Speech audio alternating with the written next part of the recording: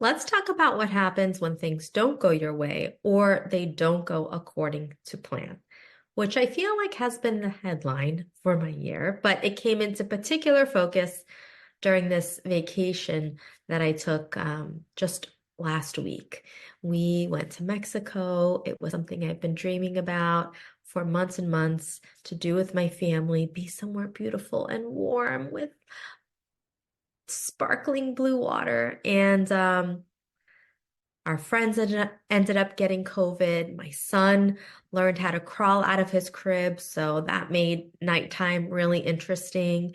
I ended up getting sick in the middle of the trip, so was just in my room. It wasn't COVID. I don't know if it was a flu, a cold. I felt crappy. And then our flight got canceled because of the whole Alaska Airways thing. So we were in the airport for over 9 hours with kids who were getting sick as well, and our flight gets canceled. So that was really fun. And I share all this because I watched myself take in all this news and all these unexpected moments, and of course, feel upset by them.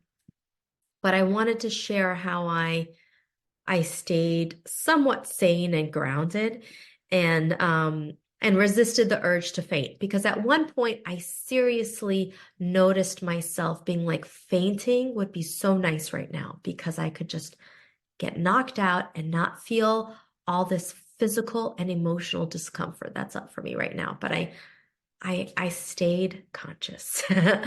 So what did I do? It wasn't like this organized 1, 2, 3 situation, but I'll tell you how all the tools kind of kicked in for me.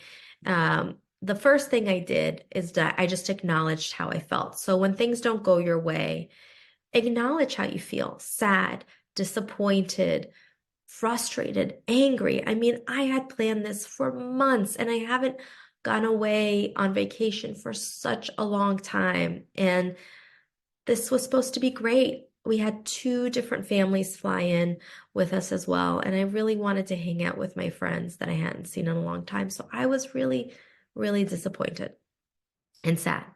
So the first thing we want to do is acknowledge our feelings, label them, because that actually helps us process them and move through them faster. We're kicking things out of the limbic part of our brain, that fight or flight center, and we're moving attention towards our prefrontal cortex, which is kind of the planning, the executive function. So when we label, we're kind of forcing activity there, which helps us move through the emotion faster. So that's the first thing I did. I wasn't thinking about, oh, you know, do I label my emotions to move through them faster? I was just really just trying to be with myself and be like, what's going on for me? The second thing I did is I noticed myself seeking meaning and suspending a conclusion. So I kept noticing one thing after another go wrong. It was absurd. Like you couldn't write this. Like there were so many other tiny things. I got vomited on. My son was sick and we needed to get him Tylenol, and our internet didn't work, so we couldn't look up the right dosage because the concentrations were different in Mexico. I mean, one thing after another. And I just suspended um, kind of writing the ending to this story, being like, I might still, I wonder how this is going to turn out, or I wonder what's in this for me, or I wonder what I'm going to learn. I wonder what this is teaching me. Not everything has to be a teaching moment. Not everything has to be meaningful. Of course, it could just be what it is. But I found that helped me being like, all right, I'm paying attention. There's got to be something in this for me. And I'm still making meaning from it, but I'm doing this newsletter. So maybe the whole intention of this is that I'm sharing this with you and we don't feel alone in things not going our way.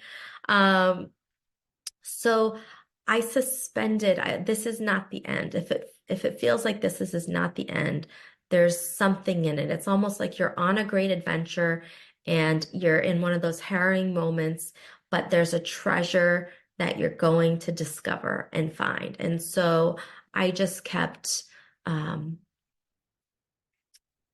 encouraging myself by knowing that there's a treasure in this, and I just haven't found it yet.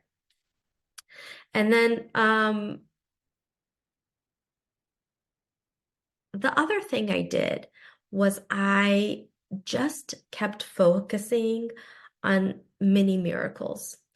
Mini miracles were anything that slightly went our way. And I just I just savored them. For example, we had iPads for the kids. So when we were stuck in the airport for 9 hours, thank God we had iPads and they were like occupied. That was a mini miracle.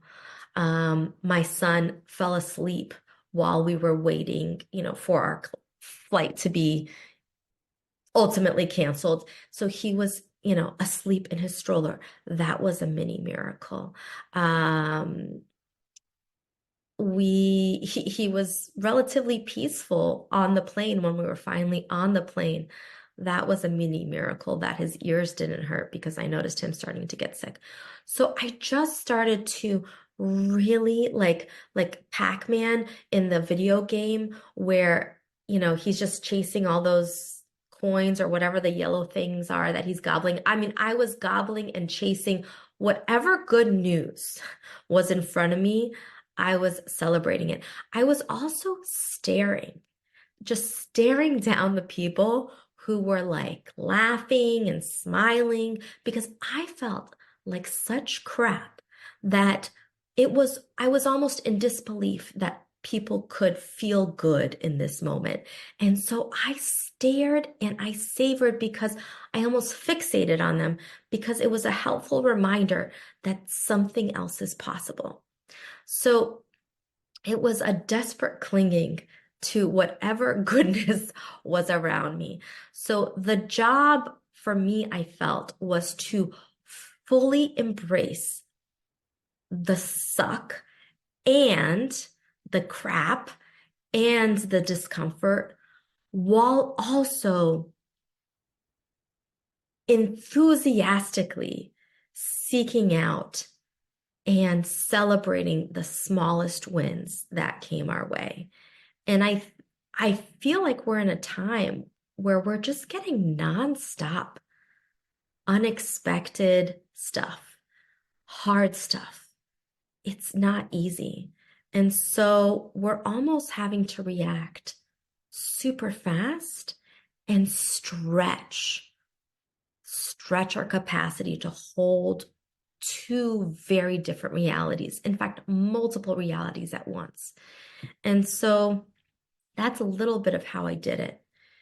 In my book, The Work Happiness Method, I talk about how when it comes to uncertainty, one of the the best tools that we have within us, we're actually primed to not just deal with uncertainty, but actually to seek it out because we have within us this capacity to be playful.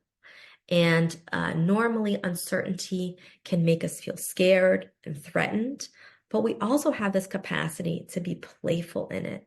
And so I used some of that in the airport and throughout the trip, which is suspending judgment, being curious about how this is all going to turn out, making meaning, accepting what is, and then choosing the next right step. Kind of, yes, and, yes, this sucks, and I'm going to stare down these happy people because I need some of that to rub off on me. So I just want you to know you're not alone if things aren't going according to plan. And I hope some of that helped. And I hope you are well. And I hope you have many, many, many and major beautiful miracles landing your way. Thanks for watching.